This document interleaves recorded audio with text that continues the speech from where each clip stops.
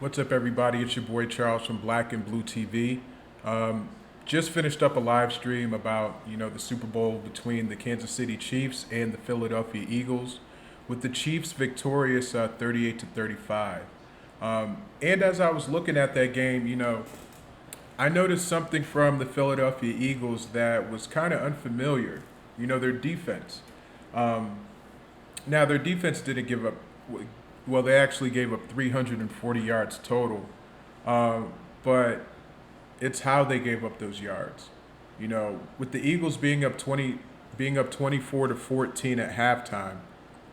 You know, I thought the game was over. To be honest with you, I thought that the Eagles' defense would, prevail in the second half and close the game out, but that didn't happen because of, a guy named number 15 and Patrick Mahomes. Now, even though Patrick Mahomes was 21 for 27 for 182 yards and 3 touchdowns, you know, those yards that he got within the third and fourth quarter, were very, very timely. I'm looking at, Isaiah Pacheco, and he had about 15 carries for 75 yards and a touchdown. And, of course, Patrick Mahomes on a gimp ankle had 6 carries for 44 yards. Now, I also look at the receiving of the Kansas City Chiefs. Now, the first half, like, Travis Kelce was the only player playing. He ended up with 6 receptions, 81 yards, and a touchdown. But then Juju Schuster-Smith, who came alive in the second half, I think he only had like a catch or two for 9 yards. He ended up having 7 for 53. Justin Watson ended up having like 2 for 18. McKinnon had some catches, 3 for 15. It was pretty much an all around, all receiver event for the Kansas City Chiefs. And what I mean by that is that, each receiver contributed as much as they could. Now, there is an APB out on Marquez Valdez-Scantling because he only had 1 target this game and he had no catches. I don't know if he was not part of the game plan. I don't know what it was, but, if they had him, I think they would be a little bit more effective offensively now. Granted, the Chiefs did put up 38 points. Kudos to them, and kudos to Patrick Mahomes for gutting it out, because there was a key third down run that he had for, I think, maybe 20 or 30 yards where he was just gimping down the field. And as soon as somebody was about to hit him, he just slid like, say, thank you, Jesus, like I got the first down. But, looking at that game, I really look at, the Philadelphia Eagles defense, and here's why. In the fourth quarter with 3 minutes and 53 seconds to go, the Chiefs were pretty much in the red zone. Eagles had 2 timeouts. The game was tied. It was tied at 35 after Jalen Hurts stormed down the field, deep pass to Devontae Smith for about 45 yards, 47 yards. And they actually scored on that touchdown and the 2-pointer. But 2 timeouts, 3:53 left. Nick Sirianni, what are you doing, buddy? You had ample enough time to, stop them. You really didn't stop them. You let them waste down the clock to the 2-minute warning, and then you started using your timeouts. I thought that was a bad decision simply because, 2 timeouts left. You might as well use them to gain as much clock as you can. At that point, they dwindled the clock down. They dwindled 1 minute and 53 seconds off that clock. And then they dwindled another 1 minute and 49 seconds off that clock. So you allowed them to take away 3 minutes and 42 seconds in the red zone. That's unexcusable. When I look at Hurts' numbers, he was 27 to 38 for 304, a touchdown. He also toted the rock 15 for 70 with 3 touchdowns. He was pretty much a one-man show. With not help rushing wise from Kenneth Gainwell. Also, Miles Sanders, 7 for 16 for 2.3. That's unacceptable. In the offseason, I think the Eagles need a consistent running back instead of running back by committee. That system does not work anymore. It cost them the Super Bowl. I look down at Devontae Smith. He had 7 catches, 100 yards. A.J. Brown, 6 for 96. Dallas Goedert, 6 for 60. I mean, you got what you could out of that.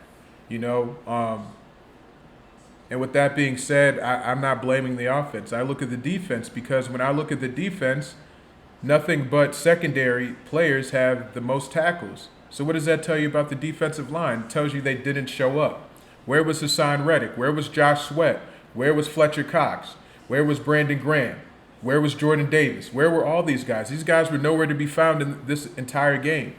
Now, I do give credit to Kansas City's offense, who definitely were very dynamic. They implemented a lot of new school football with a lot of old school football too. That's why I really enjoyed this game.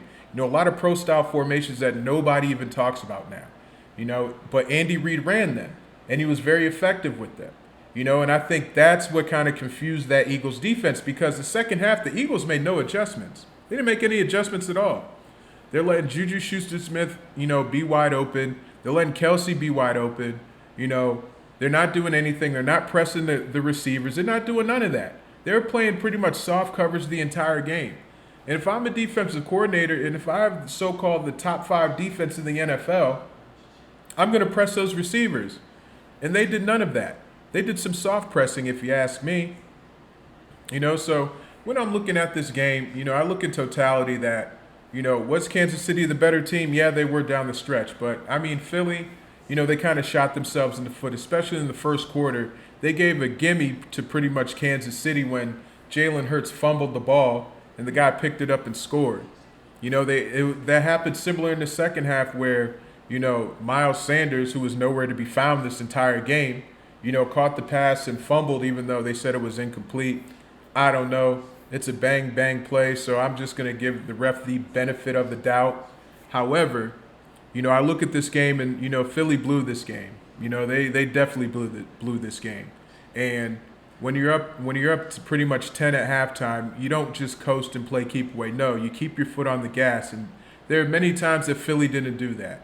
They got themselves into 3rd and long a majority of the time, and they weren't able to convert. They stopped going to the long bomb, and, I question Jalen Hurts' arm. I see why they don't throw deep that much. Jalen Hurts, his arm strength is not what they say it is. I think that's why they have him run a lot. And, they're just playing to his strengths, because he has a run for his quarterback, I think. I don't believe he's a true pocket passer, even though some passes he made were very phenomenal. But the consistency of them, I question. I think that Philly, they outgained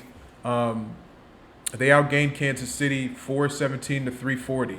So that's plus 70, plus 77. Over 35 minutes of possession. I think 35 minutes and 24 seconds to 24 minutes. So when you have these factors, you should definitely win the game. Now, granted, I'm not taking anything away from Kansas City's offense, but that Philadelphia defense needed to show up, and they didn't. Fletcher Cox especially. Hassan Reddick especially. You just got him in the offseason. He was wreaking havoc in the playoffs, but he did virtually nothing in the Super Bowl. So my question is, was he worth the investment? Because when the big game happens, he wasn't there to perform. Or is this another way of Philadelphia choking away the championship again? Because even though they did beat the Patriots a few years ago, I think 6 years ago to be exact. However, this season, they were the shoo-in to win it. But Patrick Mahomes and, Andy Reid, they had other plans. This is Black and Blue TV. Please like, share, and subscribe, and I'm out.